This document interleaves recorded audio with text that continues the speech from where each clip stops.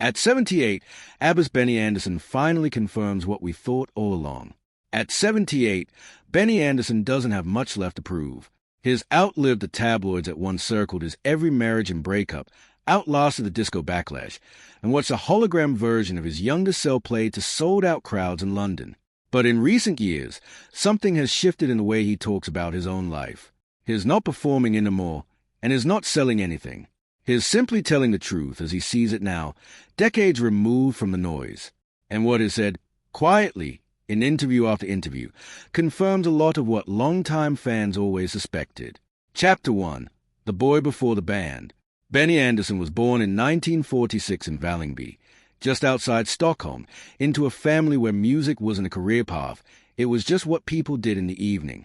His father and grandfather were both musicians, and Benny picked up the accordion before he was old enough to understand what a career even was. He didn't take to formal lessons.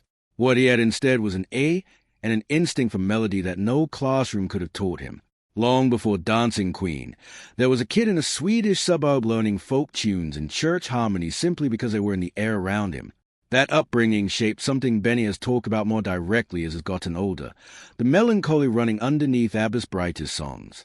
When he received an honorary award years ago, he explained it plainly. Growing up in a country with months of snow and months without sun leaves a mark on the art that comes out of it, he said, pointing to the same undertone he heard in Swedish folk music, in Sibelius, in Grieg, even in the voices of Frida and Agnetha on some of ABBA's own records. It's a rare moment where Benny connects his private, unglamorous roots directly to the emotional weight of songs the world mostly remembers as pure pop joy. Chapter 2. The Architect Behind the Curtain. Inside ABBA, the roles were never evenly split in the public eye. Agnetha and Frida were the voices and the faces. Björn Ulvaeus and Benny wrote and produced almost everything behind them. Benny built the chords, the arrangements, the layered productions that made ABBA sound bigger and more cinematic than most of their disco-era peers. Björn shaped the lyrics and structure. It was, by every account, one of the most productive songwriting partnerships in pop history, and it has now lasted, in some form, for over 50 years. What's changed isn't the partnership. It's how openly Benny talks about the toll of being the one who wasn't on the posters. For years, he was framed by critics as a technical one, the cold brain of the group, all discipline and none of the emotion the singers projected on stage. It's a label that never quite fit a man who has spent his whole life chasing a feeling and a chord change rather than a hit. He didn't spend his later career trying to correct the record loudly. Instead, he simply kept working, on chess, on Christina Fran Duvamala, on film scores, letting the music make its own case. Chapter 3. What is actually said about the past. Unlike the version of Benny that tabloid-style stories like to invent, full of confessional monologues about heartbreak and guilt, the real Benny Andersson is famously private about his personal relationships. He has been honest about hard periods in his life, but on his own terms and usually about himself, not about picking apart old romances in public. The most significant thing is disclosed isn't about Frida or Agnetha at all. It's about alcohol. Benny didn't talk publicly about the extent of his drinking until a 2011 interview, by which point he had already been sober for close to a decade. He stopped drinking in 2001 and has remained a teetotaler ever since. That's not a detail that made it into every ABBA retrospective, but it's one of the most genuinely revealing things has ever shared about the man behind the music, someone who spent much of his adult life managing something the glossy pop image never showed. Chapter 4. Saying No. On his own terms. If anyone expected the 50th anniversary of ABBA's Eurovision win with Waterloo to bring the group back to that stage, Benny made sure they knew otherwise. In a 2023 interview for BBC Newsnight, both he and Björn Ulvaeus were asked directly whether ABBA would appear at Eurovision 2024, even just to make an appearance. Benny's answer was short and unambiguous. I don't want to, and if I don't want to, the others won't. It's the same for all four of us. It's a small moment, but it says a lot about who Benny actually is at this stage of his life. There's no ambiguity, no soft hedging for the cameras, no chasing of a nostalgic moment just because the anniversary made a good headline. He's not interested in performing a comeback for its own sake.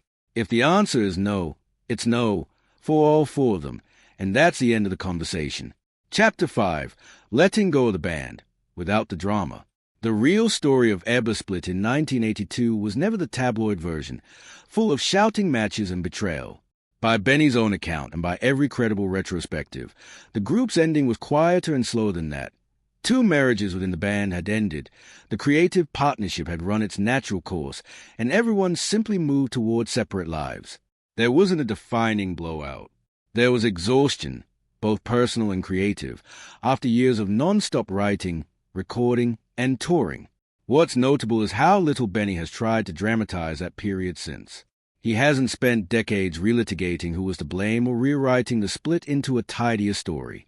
He moved on to new work almost immediately, first with Tim Rice on the musical chess in the mid-1980s, an album that sold 2 million copies worldwide and produced a hit One Night in Bangkok, and later with Kristina Fran Duva-Mala, a Swedish-language musical he considers some of his most personal work. The instinct wasn't to explain the past. It was to keep composing. Chapter 6, a second act on his own terms. Away from ABBA, Benny built a studio called Riksmixningsverket, RMV Studios, inside a 150-year-old naval warehouse on the island of Skeppsholmen in Stockholm. It opened in 2011 and is co-owned with his son Ludwig, who has gone on to produce projects connected to ABBA's legacy himself, including the technically groundbreaking Voyage concert residency in London and the 2025 Broadway revival of Chess. It's a small detail that says something larger. Benny's musical world didn't end with ABBA, and it didn't stay locked in the past either. It grew into a family enterprise, one generation working alongside the next. He has also spoken, with clear pride rather than nostalgia, about what Voyage became. Describing the avatar-based show that lets audiences see ABBA as they looked decades ago performing live, Benny said simply, "We achieved more than we could ever hope for, seeing this happening after 4 or 5 years of work, and realizing that the audience actually connected to what was on stage." It's a rare admission of surprise from a man not usually given to hype, and it points to something real. Even Benny didn't fully anticipate how much the emotional connection to those songs would still be there decades later, in a room full of people watching digital versions of 4 musicians in their 20s. Chapter 7, what is actually confirmed. So what has Benny Andersson, at 78, really confirmed, stripped of invented quotes and imagined confessions? He has confirmed that the melancholy inside ABBA's happiest songs was never an accident. It came from a specific place, a specific climate, a specific musical inheritance passed down from his father and grandfather. He has confirmed that he struggled privately with alcohol for years before he ever said so publicly, and that sobriety, not fame, was one of the harder achievements of his adult life. He has confirmed that he has no interest in reunion tours or anniversary performances simply because the calendar suggests one, and that his creative energy went, without much fanfare, straight into new work the moment ABBA ended. None of that needs embellishment to be compelling.